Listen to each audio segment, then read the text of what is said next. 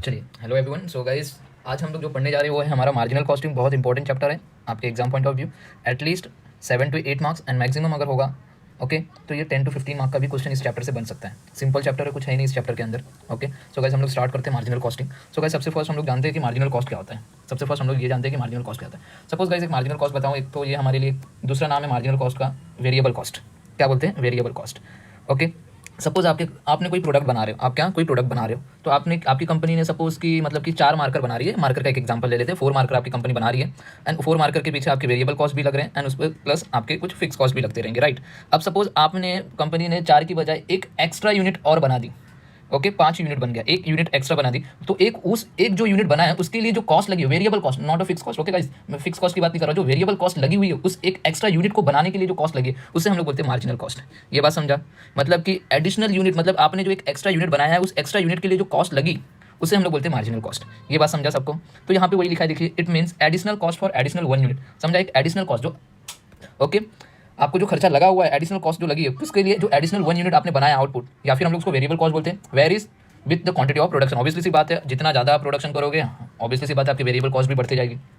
Okay, next marginal costing की बात करते हैं। तो मार्जिनल कॉस्टिंग क्या होता है गाइस, थोड़ा ध्यान देना। ये एक टेक्निक से जिससे हम लोग क्या करते हैं ऑफ कॉस्टिंग, जहां पे where product cost is the marginal cost या फिर वेरिएबल कॉस्ट होता है ऑफ प्रोड्यूसिंग द प्रोडक्ट। देखिए, मार्जिनल कॉस्टिंग का इंपॉर्टेंट मैं ये बताता हूं क्यों, ये आपके सिलेबस में दिया हुआ। मार्जिनल कॉस्टिंग बोले तो कि डिसीजन लेने के लिए हमें हेल्पफुल है एक डिसीजन लेने के लिए गाइस, राइट। अभी सपोज हमारी कंपनी हमें डिसाइड करना होगा ना कि कितना सामान हमें बेचना है, तो ये मार्जिनल कॉस्टिंग के थ्रू ही हम लोग कर पाते हैं कि हम लोग को सब डिसाइड करने के लिए, मतलब एक डिसीजन लेने के लिए, शॉर्ट टर्म डिसीजन लेने के लिए ये चैप्टर हमें बहुत इंपॉर्टेंट है। हमें कितना सामान बेचना है, कितना प्रॉफिट कमाना है, तो कितना सामान बेचना पड़ेगा, ये सब कंपनी क्या करती है, डिसाइड करती है। ये सब किसके ऊपर डिसीजन लेना पड़ता है कंपनी को, राइट। हमारा ब्रेक इवन कब आएगा, जब मेरी कॉस्ट रिकवर हो जाए, राइट। ब्रेक इवन पॉइंट भी होगा ना कि मेरी जितनी कॉस्ट है उतना तो मेरा माल बिक जाए, ताकि मुझे कोई प्रॉफिट या लॉस अगर बेयर ना करना पड़े।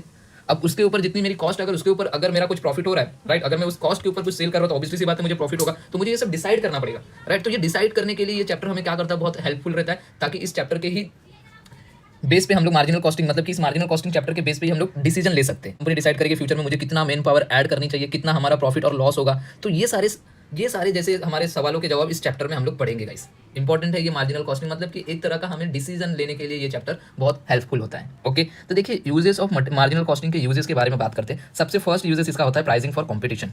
ऑब्वियसली सी बात है, अगर सपोज आपका न्यू बिजनेस है तो आपके मार्केट में बहुत सारे कॉम्पिटिटर खड़े होंगे, राइट। ओके, तो बहुत सारे कॉम्पिटिटर खड़े होंगे, तो आपकी प्रोडक्ट, अगर आपका प्रोडक्ट उनके प्रोडक्ट के जैसा सिमिलर है, डिफरेंट नहीं है, तो आपके लिए कंपटीशन क्रिएट हो जाएगा ना। तो आप क्या करोगे, तो आप ये सोचोगे कि मेरे जो यूनिट जो कॉस्ट आ रही है मैं कितना कम कर सकूं कॉस्ट, ताकि आपका जो प्रोडक्ट का प्राइस है अगर उनके प्राइस से थोड़ा कम रहेगा तो आप मार्केट में खड़े हो सकते हो। मतलब समझा ना, कॉम्पिटिटर आप उनके साथ खड़े हो सकते हो, उनको कॉम्पीट कर सकते हो। ये बात समझा? तो प्राइसिंग फॉर कॉम्पिटिशन के लिए काम आता है। एंड सेकंड चीज, ये जो मार्जिनल कॉस्टिंग होता है ना, ये सिर्फ शॉर्ट टर्म डिसीजन मेकिंग के लिए काम आता है। एक बार अगर आपने मार्केट में एंट्री कर लिया, उसके बाद आप एक बार मार्केट में घुस गए, आपने एक बार मार्केट में एंट्री कर लिया, आपका प्रोडक्ट मार्केट में बिकना चालू हो गया। अब उसके बाद आप उस प्रोडक्ट के प्राइस आप बढ़ा दो कम कर दो, आपके ऊपर डिपेंड करता है। बट एक बार मार्केट में एंट्री होना बहुत जरूरी है, मतलब ये एक शॉर्ट टर्म डिसीजन मेकिंग के लिए एक बार एंट्री हो गई, उसके बाद तो आपके ऊपर डिपेंड करता है। एंड सेकंड चीज है कि market penetration at a lower price. Penetration का मतलब बोला ना मैंने, एक एंट्री। ओके, आप जब भी मार्केट में एंट्री करोगे तो ऑब्वियसली सी बात है गाइस, आपका प्रोडक्ट अगर मार्केट में बेचना है आपको, तो ऑब्वियसली सी बात है कि आपके जो कॉम्पिटिटर उनसे सस्ते भाव में बेचना पड़ेगा, राइट। अगर आप भी उनके रेट में बेचोगे तो आपको कोई लेगा प्रोडक्ट नहीं लेगा, बिकॉज क्यों पता है, उनका ब्रांड है वहां पे, राइट। तो आपको क्या करना पड़ेगा, market penetration at lower price. आपको आपकी प्राइस को क्या करना पड़ेगा, कम करना पड़ेगा, मतलब आपकी जो एडिशनल यूनिट के खर्चे हुए उसको क्या करना पड़ेगा आपको, कम करते करते आपको। समझा? तो ये मार्जिनल कॉस्टिंग एक पूरे चैप्टर का मैं अगर 1/3 पार्ट बोले तो इसका सारांश बताऊं आपको, तो यही है कि एक डिसीजन मेकिंग के लिए हेल्पफुल रहता है बस। तो गाइस, मार्जिनल कॉस्ट स्टेटमेंट के बारे में बताना चाहता हूं, ध्यान दीजिएगा। मार्जिनल कॉस्ट स्टेटमेंट क्या है? सबसे फर्स्ट इसमें आपको देखिए, आप लोगों ने पहले भी किया होगा, सेल्स में से जैसे हम वेरिएबल कॉस्ट माइनस करते हैं तो हमें कंट्रीब्यूशन मिलता है। कंट्रीब्यूशन का मतलब होता है जैसे कि गाइस एक तरह का ग्रॉस मार्जिन। क्या बोलते हैं इसे हम लोग? एक ग्रॉस मार्जिन बोलते हैं। ये क्या होता है? ग्रॉस मार्जिन होता है। ओके, इसे हम लोग ग्रॉस मार्जिन भी बोल सकते हैं। अब उसमें से हमारे फिक्स कॉस्ट, अभी ये जरूरी नहीं है कि जो ग्रॉस मार्जिन है वही हमारा प्रॉफिट हो गाइस, कुछ फिक्स कॉस्ट भी हमें माइनस करने पड़ेंगे। एंड जब लास्ट में हम फिक्स कॉस्ट माइनस करते हैं तो हमें मिलता है हमारा प्रॉफिट। गाइस, ये बहुत इंपॉर्टेंट है। ये अगर आपको बाहर हो जाएगा तो मैं आपका 50% का काम मैं करवा दूंगा। ओके, सम में बहुत सारे फॉर्मूले, इतने सारे फॉर्मूलेज हैं ना कि ये चैप्टर में कि पूछो मत। मैं इसलिए बोल रहा हूँ, आपको लिमिटेड फॉर्मूला मैं याद करवाने वाला हूँ, वही लिमिटेड फॉर्मूला आप याद करेंगे एंड बाकी सब जितने भी होंगे हम इसी के बेस पे करने वाले। फॉर्मूला बहुत है, सम आपको जो बुक्स में है सब फॉर्मूला बेस है, मगर मैं फॉर्मूला बेस बहुत कम कराना चाहता हूँ ताकि आपको सिर्फ इसी के बेस पे आप सॉल्व कर लें। ये बात समझा?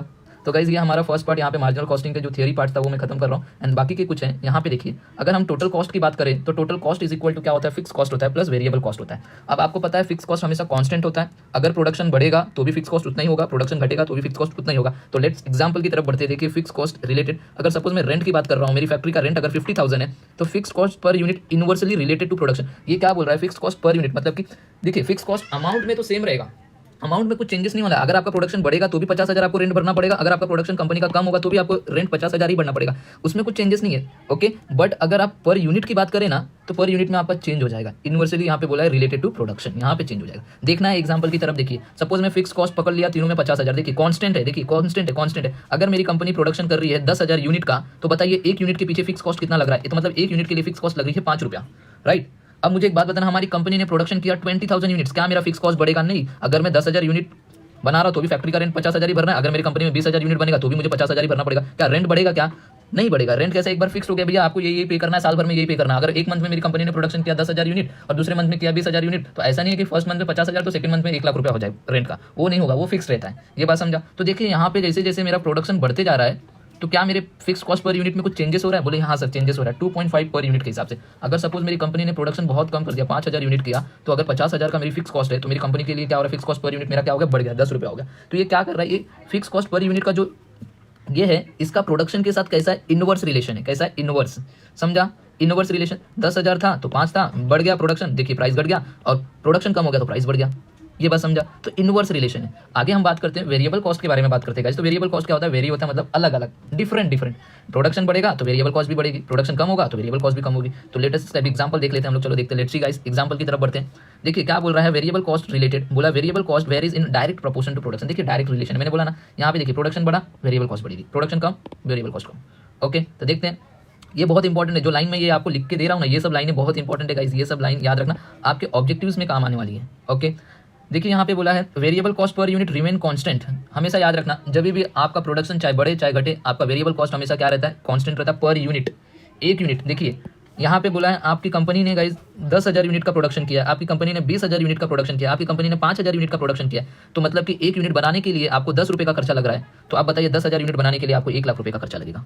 सेम अगर आपकी कंपनी ने प्रोडक्शन बढ़ा दिया, आपकी कंपनी ने 20,000 यूनिट बनाया, क्या बनाया 20,000, क्या आपका कॉस्ट पर यूनिट भी सेम है? बोलिए हाँ सर 10 रुपये ही रहेगा। क्या ये भी बढ़ जाएगा? क्या no sir, cost per unit 10 रुपये। वेरिएबल कॉस्ट मतलब कि आपके जो लेबर है, आपके जो मटेरियल, आपके जो डायरेक्ट एक्सपेंसेस है, वो 10 रुपये ही लग रहा है एक यूनिट बनाने के लिए। चाहे आप 10,000 यूनिट बनाए, चाहे आप 20,000 यूनिट बनाए, तो मैंने 20,000 यूनिट बनाया तो मेरे लिए भी कॉस्ट पर यूनिट क्या है, सेम है, उसमें कुछ चेंजेस नहीं आएगा। मगर टोटल वेरिएबल कॉस्ट में मेरा अमाउंट चेंज हो जाएगा। देखिए यहाँ पे अमाउंट चेंज हो जा रहा है, यहाँ पे 2 लाख रुपया हो गया, राइट।